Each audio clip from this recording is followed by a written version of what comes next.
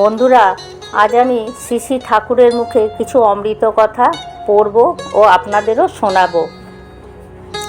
স্বামী ব্রহ্মানন্দ বলছেন, সাধুসঙ্গ বিশেষ দরকার।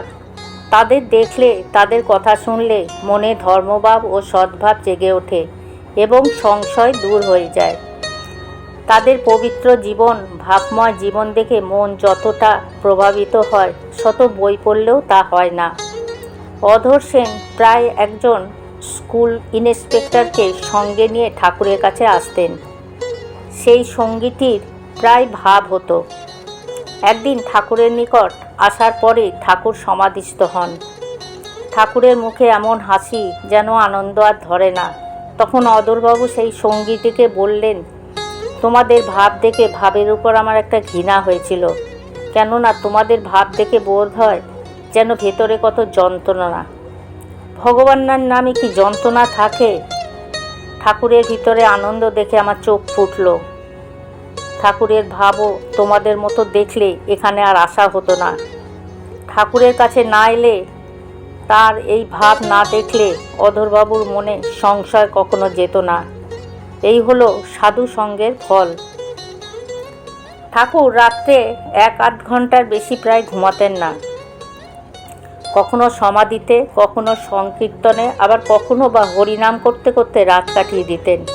কখনো কখনো দেখেছি 1-1.5 ঘন্টা কাল সমাধি অবস্থায় রয়েছেন। সে অবস্থার কথা বলার চেষ্টা করেও কথা বলতে পারতেন না। সমাধি থেকে নেমে আসার পর বলতেন, দেখো, ও অবস্থায় মনে করি তোমাদের সাথে কথা বলবো, কিন্তু তখন যেন আমার কথার ঘর বন্ধ হয়ে যায়। সমাধির পর বিড়বিড় করে কি বলতেন, মনে হতো যেন কারোর সঙ্গে কথা বলছেন।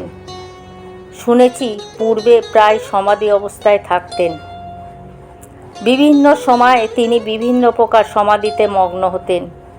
কোনো সময় তার সমস্ত শরীর কাঠের মতো শক্ত হয়ে যেত। এই অবস্থা থেকে নেমে এলে তার সাধারণ ভাব অতি সহজেই আসত। আবার যখন তিনি গভীর সমাধিতে ডুবে যেতেন, তখন সমাধি থেকে নেমে আসবার পরেই জলে ডোবা মানুষ যেমন হাঁপিয়ে ওঠেন, সেইরূপ হাঁপিয়ে জোরে একটা নিঃশ্বাস নিতেন। তারপর ক্রমশ তার বাহ্যজ্ঞান আসত। ভাব সম্বরণের পরেও কিছুক্ষণ যেন মাতালের মতো কথাবার্তা বলতেন। সব বোঝা যেত না। ওই সময় কখনো কখনো ছোট ছোট সংকল্প করতেন, শুক্তো খাবো, তামাক খাবো ইত্যাদি। আবার কখনো মুখের উপর দিয়ে হাতটা উপর থেকে নিচের দিকে টানতেন। বাহ্যিক সহায়তা বিশেষ কিছু না পেলেও ঠাকুরের দ্রুত আধ্যাত্মিক উন্নতির কারণ তোমরা কি মনে করো? একটু জন্মগত সংস্কার ছাড়া আর বিশেষ কিছু দেখা যায় না। একজন সাধু তাকে রামলালা নামে একটি ধাতু মূর্তি দিয়েছিলেন। ঠাকুর সেই মূর্তিকে যখন গঙ্গায় স্নান করাতে নিয়ে যেতেন, তখন সেই মূর্তি গঙ্গায় সাঁতার কাটত। একথা ঠাকুর নিজে বলেছেন।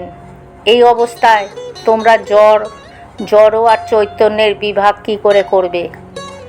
ঠাকুর বলেছিলেন, প্রথম তার সাধু হবার বিশেষ কোনো ইচ্ছা ছিল না, কিন্তু এমন একটা ঝড় বয়ে গেল যাতে তার সব ওলটপালট হয়ে গেল।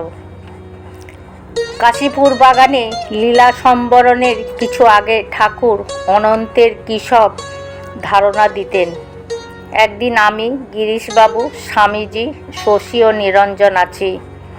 আমরা তখন ছেলে মানুষ। গিরিশবাবু আমাদের মধ্যে প্রবীণ আর অত মেধাবী। ঠাকুরের মুখে অনন্তের সম্বন্ধে 2-4 কথা শুনেই বললেন, আর ধারণা হচ্ছে না। কী সব কথা বলতেন। সুখদেব, দেওপিঁপড়ে একদানা পেয়েই বিভোর। রাম, কৃষ্ণ প্রভৃতি অবতারেরা সচ্চিদানন্দ গাছে থলো থলো ফলছে। এইসব অনন্তের ভাব। আমরা তখন ছেলে মানুষ, অত ধারণা করতে পারবো কেন? ঠাকুর একদিন বললেন, কালীঘরে ধ্যান করছি যেন একটা পর্দা উপরে উঠে যেতে লাগলো, মায়ার বা অজ্ঞানের। আরেকদিন মা আমায় দেখালেন যে কোটি সূর্যের জ্যোতি সামনে। সেই জ্যোতি থেকে আর একটা চিৎঘন রূপ দেখলাম। আবার খানিক পরে সেটা জ্যোতিতে মিলিয়ে গেল। নিরাকার যেন সাকার হলো, আবার সাকার যেন নিরাকার হলো।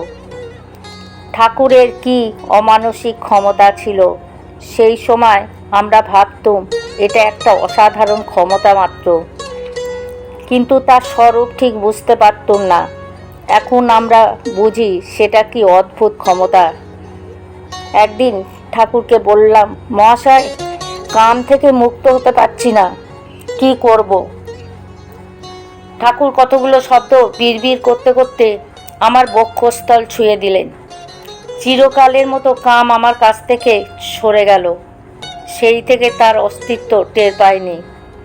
দেখো কি আশ্চর্য ব্যাপার! অনিমাদি বিভূতি আমার নজরে কখনো পড়েনি, কিন্তু লোক চরিত্র তিনি খুব বুঝতে পারতেন।